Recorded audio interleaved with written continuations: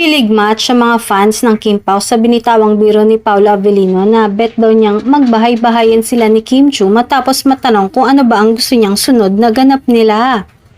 Bahay-bahayan daw ang gusto ni Paolo Avellino. Nagbiro siya na bahay-bahayan. Yung si Kim Chiu sinaway si Paolo. Nakakakilig yung drama nilang dalawa. Chika ni host Roldan Castro sa programang Showbiz Police. Tinanong ko ano yung next project na gusto nila after nitong My Love Will Make You Disappear. Sabi ni Kim, yung heavy drama. Nagbiro itong si Paolo ng bahay-bahayan na lang daw. Magbahay-bahayan sila. Samantala, as of March 31, umabot na sa 100 million in worldwide box office ang kinita ng first movie ng Kim Pao na unang nagpakilig sa teleseryeng Linlang.